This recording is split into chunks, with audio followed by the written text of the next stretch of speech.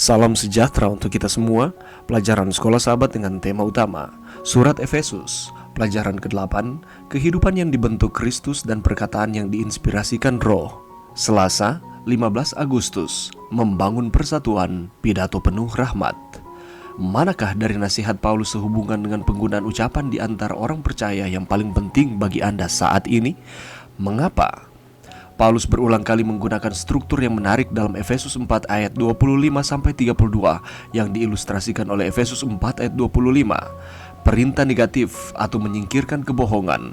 Perintah positif berikutnya, atau biarlah kamu masing-masing berbicara tentang kebenaran dengan sesamanya.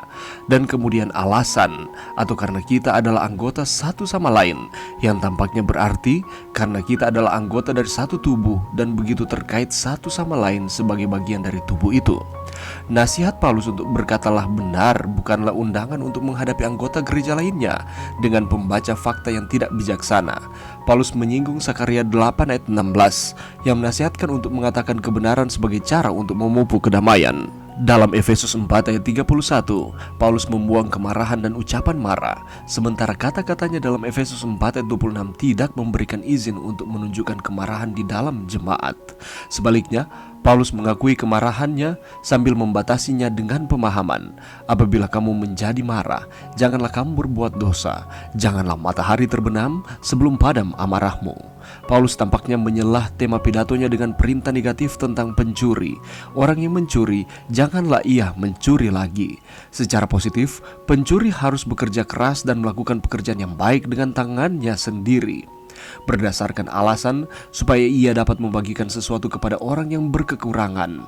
Mungkin Paulus memasukkan kata tentang pencuri di sini karena hubungan antara pencuri dan ucapan menipu seperti yang diilustrasikan oleh kisah Ananias dan Safira dalam Kisah Para Rasul 5 ayat 1-11. Iman Paulus kepada kuasa Kristus yang mengubah begitu kuat sehingga dia membayangkan pencuri menjadi dermawan.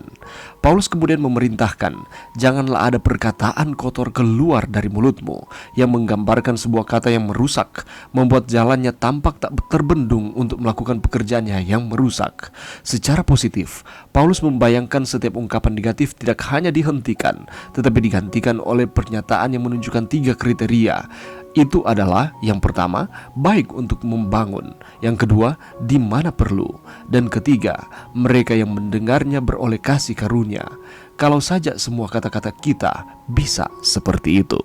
Pelajaran yang bisa kita dapatkan pada saat ini, saudaraku, di dalam pidatonya, Rasul Paulus memberikan nasihat kepada jemaat di Efesus. Dan juga nasihat ini masih berlaku bagi kita yang hidup di akhir zaman ini, yakni bagaimana caranya supaya kita dapat membangun persatuan di dalam Kristus. Ada hal-hal yang harus kita buang untuk dapat membangun persatuan.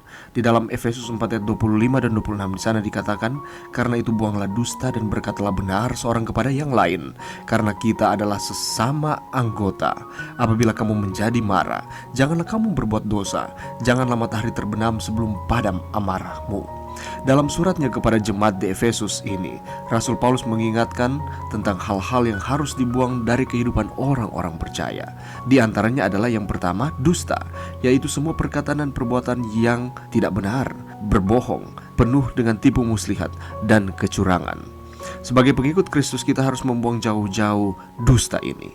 Allah menghendaki saudara dan saya untuk dapat selalu berkata benar dan dapat bertindak dengan cara yang benar. Dan jangan pernah melupakan supaya kita dapat hidup sesuai dengan firman Tuhan. Ketahuilah bahwa dusta adalah pekerjaan dari si jahat.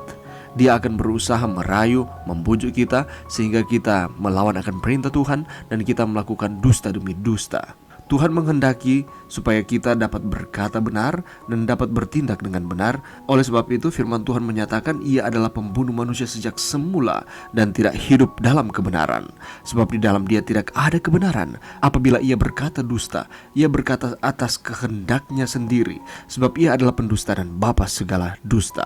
Ini kita boleh dapatkan di dalam Yohanes 8 ayat 44. Maukah kita disebut anak-anak iblis? Tentu saja tidak. Kalau kita tidak mau disebut anak-anak si jahat, berhentilah untuk berkata dusta adalah keharusan bagi setiap umat-umat percaya untuk menyatakan kebenaran, sebab kita adalah orang-orang yang telah dibenarkan oleh darah Kristus. Yesus mati di kayu salib hanya untuk saudara dan saya.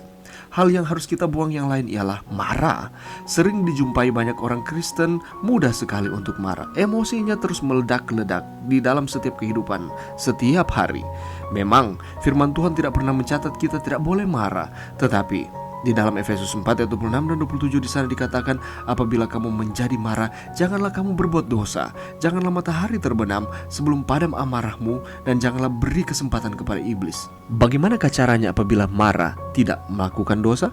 Kelolahlah emosi dan kemarahanmu sebaik mungkin, sebab kemarahan yang lepas kendali berdampak buruk bukan hanya terhadap diri sendiri, tapi juga orang-orang yang ada di sekitar kita. Ketika kita menyakiti akan orang lain, maka kita merusak akan hubungan kita dengan orang tersebut.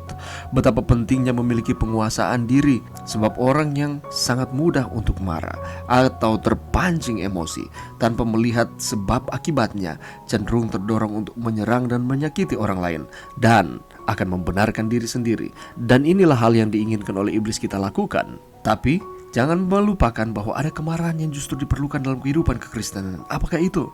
Kemarahan terhadap dosa. Ini adalah kemarahan yang bersifat menegur dan memperingatkan sebagai tanda kita tidak mau berkompromi dengan dosa. Inilah nasihat-nasihat yang dinasihatkan oleh Rasul Paulus supaya kita dapat membangun akan persatuan di tengah-tengah jemaat Kristus. Mari berdoa. Terima kasih Tuhan atas firman-Mu pada saat ini. Bantu kami Tuhan untuk kami terus bersatu di dalam Tuhan. Kami akan menanggalkan hal-hal yang tidak sesuai dengan kehendak Tuhan, dan kami mau memutuskan untuk terus ada di dalam Tuhan.